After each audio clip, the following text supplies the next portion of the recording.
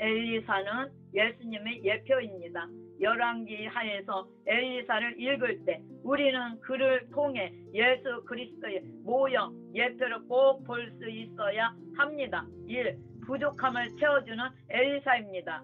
가진 게 없는 사람 보고 채워주라고 하십니다. 엘리사는 가난한 과부의 빈 그릇에 기름을 가득 채워 주었습니다. 마치 예수님이 광야에서 배고픈 사람들을 먹이신 것처럼 엘리사도 그 가족을 먹였습니다. 예수님이 지치고 정신적인 메마름 속에 사는 사람들의 부족함을 채워주신 것처럼 엘리사도 사람들의 필요와 부족함을 채워주고 있습니다. 여러분, 엘리사를 가만히 살펴보십시오. 가진 게 뭐가 있는가요? 아무것도 없습니다. 빈 털털이입니다. 그런데 아무것도 없는 엘리사를 보고 가난한 과부를 도와주라니 하나님도 무심하신 것 아닌가요? 사도 바울도 이렇게 고백했습니다. 고린도 후서 6장 10절 가난한 자 같으나 다른 사람은 부유하게 하고 아무것도 없는 자 같으나 모든 것을 가진 자로다. 오늘 이 땅에 사는 우리 성도들은 예수님처럼 엘리사처럼 자기가 가진 것이 아무것도 없지만 항상 주위 사람들의 필요를 채워주는 사람들입니다. 도리어 자기가 도움받아야 할 형편에 있는 엘리사 같은 빈 털털이지만 항상 주변의 사람들을 도우며 살도록 부름받았습니다. 예수님은 아무것도 가진 것이 없는 빈손, 빈 털털이 제자들에게 명령하셨습니다. 너희가 먹을 것을 주어라. 물질적인 필요는 기본이요. 그들이 정신적인 필요, 정서적인 필요, 영적인 필요들을 나눠주고 채워주며 사는 것이 크리스천의 본분입니다. 많이 가져서 나눠주는 것이 아니라 아무것도 가지지 못했지만 나눠주다 보면 거기에 필요한 자원들은 자연적으로 기적적으로 생기게 되어 있습니다. 그래서 그 과부의 집에 기름이 끊어지지 않았습니다. 내가 엘리사가 되어야 합니다. 엘리야만 우리와 성정, 본성이 같은 사람이 아니라 엘리사도 우리와 성정, 본성이 같은 사람입니다. 엘리사는 특출한 사람이고 나 같은 범인과는 차원이 달라요. 변명입니다. 성경에 이런 이야기를 기록한 것은 우리에게 엘리사를 본받아 살 것을 교훈하시는 것입니다. 내 믿음이 엘리사 수준, 사도 바울의 수준까지 올라가야 하겠습니다. 가난한 자 같으나 많은 사람을 부유하게 하고 우리는 보이는 것으로 살아가지 않고 믿음으로 살아갑니다. 오늘도 주님은 나를 통해 사람들의 필요를 채우시기를 원하십니다. 그러면 내가 오늘날 엘리사처럼 되는 것입니다. 엘리사가 따로 있지 않습니다. 이 남을 세우다 보면 자기가 세워집니다. 철길 위를 걷는 지혜입니다. 저는 어릴 때 철길, 내일 위를 자주 걸어 보았습니다. 혼자서 걸으면 몇 발자국 못 가서 균형을 잃고 넘어집니다. 그런데 친구와 함께 손을 잡고 나란히 걸으면 신기하게 넘어지지 않습니다.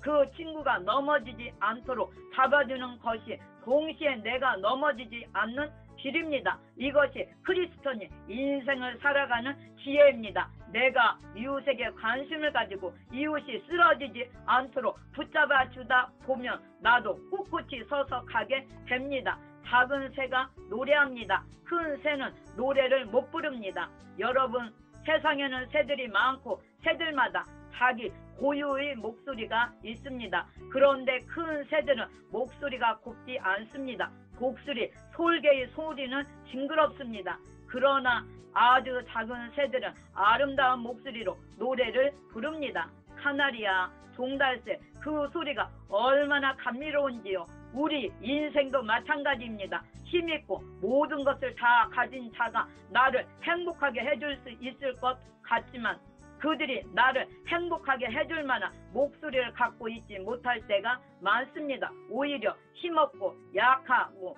작은 사람들이 그들이 불러주는 노래는 마치 카나리아의 노래 소리처럼 내 영혼에 울립니다. 주변의 작은 사람들이 도와주는 그 도움을 결코 무시해서는 안 됩니다. 인생이 참된 행복은 그런 작은 곳에 감추어져 있습니다. 엘리사가 붙잡아준 과부 때문에 엘리사의 인생은 든든히 세워졌습니다. 나를 향해 슬픔을 호소하고 부족함을 호소하는 자들이 내미는 손을 거절하지 마세요. 그들이 내미는 손을 내가 붙잡아 줄 때 철길처럼 미끄러지기 쉬운 이 험한 세상을 그들과 함께 내가 모두 안전하게 나아갈 수 있는 것입니다. 그들을 채워주는 그 과정을 통해 내 인생도 성령의 기쁨과 은혜로 가득 채워지게 됩니다. 3. 죽음을 직면하는 용기입니다. 십자가의 놀라운 예표입니다. 엘리사가 도와준 과부의 아들이 어느 날 갑자기 죽게 됩니다. 그러나 엘리사는 도피하지 않고 그의 죽음과 직면했습니다. 죽은 아이의 얼굴에 자기 얼굴을 맞대고 아이의 몸에 자기 몸을 맞대어 죽은 아이를 다시 살립니다.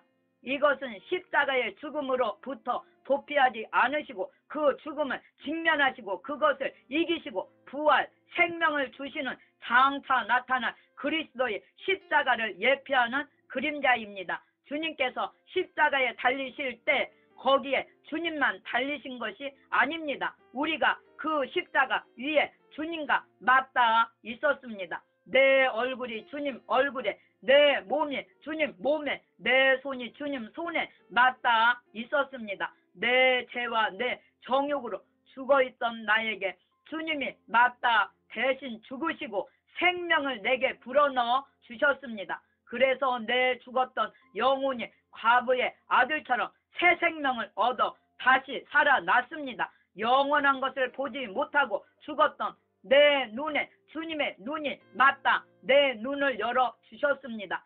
저주와 악독을 퍼부으며 죽었던 내 입에 주님의 입이 맞다 내 입을 열어 주셨습니다. 그래서 용서하는 입, 찬양하는 입, 감사하는 입으로 다시 살아났습니다. 죄짓는 일에 재빠르던 내 발이 십자가에서 예수님과 함께 못 박혔습니다. 주님의 부활의 능력이 맞닿은 내 발에 그 온기가 전달되어 살아났습니다. 이제 내 발도 하나님 나라와 영광을 위해 사용되는 발로 변화되었습니다. 오늘 예배드리는 이 시간 여러분의 눈이 예수님과 맞닿기 바랍니다. 여러분의 입과 손발이 예수님과 맞닿기 바랍니다. 그래서 예수님의 온기와 생기가 전이 되어 예수님 같은 눈, 입, 손발이 되시기 바랍니다. 죽음의 고통을 직면하세요. 심리학의 대가 칼 융은 신경증 질환과 그것이 발전된 정신분열증, 신경쇠약 등 모든 정신병적 질환은 그 원인이 정당한 고통을 회피한 대가라고 지적했습니다. 어떤 고통을 피하고 도망 다니면 그런 정신병적 질환이 생긴다는 것입니다. 하나님의 사람들은 고통을 직면해야 합니다. 죽음을 직면하고 십자가를 직면해야 합니다. 당장은 고통스럽더라도 직면해서 믿음으로 이겨나가는 길이 가장 쉬운 길입니다. 당장은 죽는 것 같은 고통을 당하겠지만 주님의 은혜로 다시 부활하게 될 것입니다. 그 체험이 있어야 합니다. 4. 해독하는 사명자입니다. 복음의 가루입니다. 선지 생도들이 들 호박을 따서 큰 솥에 넣고 국을 끓였습니다. 그런데 독이 온 솥에 퍼져서 못 먹게 되자 엘리사는 어떤 가루를 국에 넣어서 그 독을 제거했습니다. 그래서 모든 제자들이 맛있게 그 국을 먹을 수 있었습니다. 오늘날 우리가 사는 이 세상에는 수많은 독들을 볼 수 있습니다. 절망의 독, 비난의 독, 쓴뿌리의 독, 꼬인 환경의 독 등이 있습니다. 지금 여러분 중에 어떤 이도 지난 주간에 친구가 내뱉는 독한 말을 듣고 마치 독이 온몸에 퍼진 것처럼 기진맥진 지쳐있을 것입니다. 예수님의 제자들은 엘리사처럼 우리 주변의 모든 독들을 제거하는 생명, 역사의 주인공들이 되어야 합니다. 엘리사가 솥에 뿌린 가루는 신약적으로 복음을 의미합니다. 복음의 말씀이 들어가는 곳에 모든 독들이 사라지고 해독되는 역사가 일어납니다. 해독 역사는 주님의 약속입니다. 우리 가정, 교회, 공동체 속에도 자칫 방심하면 독이 자꾸 퍼질 수 있습니다. 미움의 독, 불신의 독, 염려의 독이 얼마든지 퍼질 수 있습니다. 마가복음 16장 17절에서 18절 믿는 자들에게는 이런 표적이 따르리니 곧 저희가 내 이름으로 귀신을 쫓아내며 새 방언을 말하며 뱀을 집으며 무슨 독을 마실지라도 해를 받지 아니하며 병든 사람에게 손을 얹은즉 나으리라 하시더라. 입으로 마시는 독보다 더 무서운 독은 우리 마음에 퍼지는 독입니다. 어떤 사람의 독한 말을 듣고 나를 낙심하게 만드는 독입니다. 그러나 어떤 독이든지 믿는 자에게는 제거하는 표적이 뒤따른다고 주님이 약속해 주셨습니다. 그러므로 자기에게 독이 퍼지고 있다고 생각되는 사람은 이 말씀을 외우고 주장하며 기도하고 선포해서 독을 씻어내야 합니다. 냉면에 물을 같이 먹는 이유입니다. 냉면이나 막국수의 재료인 메밀이 껍질에는 원래 독성이 조금 있다고 합니다. 메밀이 껍질에는 살리시라민과 벤즈아민이라는 유해 성분이 들어있는데 이 성분을 해독시켜주는 음식이 무입니다. 무에는 비타민 C와 효소가 풍부하여 이런 성분을解독하기에 아주 좋은 역할을 합니다. 그래서 메밀국수를 먹을 땐 무즙과 같이 먹습니다. 이 냉면을 먹을 때마다 크리스천의 사명을 새롭게 깨닫습니다. 어떤 독성이 있다 할지라도 그것을 제거하고 도리어 그것을 영양식품으로 만드는 것입니다. 엘리사가 바로 그랬습니다. 독이 퍼진 국을 먹는 국으로 바꾸어 버렸습니다. 어떤 독한 말을 듣더라도요. 우리는 그 독을 도리어 비타민으로 바꾸는 능력이 있어야 합니다. 엘리사가 그 시범을 잘 보여주었습니다. 가정의 독, 교회의 독, 사회의 독을 제거하는 생명의 역사가 오늘날 엘리사와 같은 여러분을 통해 놀랍게 나타나게 되기를 축원드립니다. 할렐루야. 아멘.